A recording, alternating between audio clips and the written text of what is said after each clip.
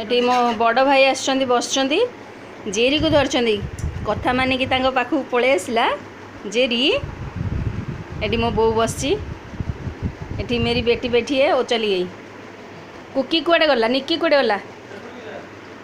एमती चुपचाप भाई सांगे आसिक बस पड़ा भाई हाथ रे चिन्ह नहीं किंतु आसिक बस पड़ा जेरी जेरी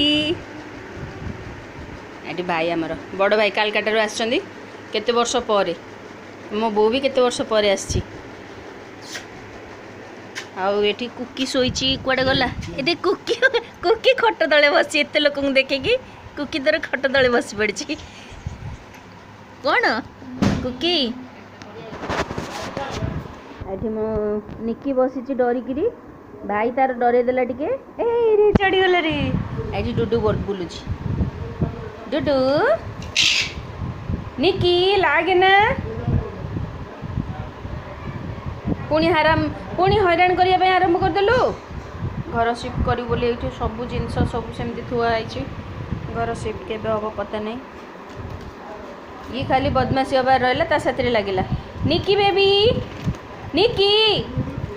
निक्की डुडू साथ लागे ना निक्की निक्की डुडू साथ लागे ना पळे आसला जेमती भाई की देखला पळे आसला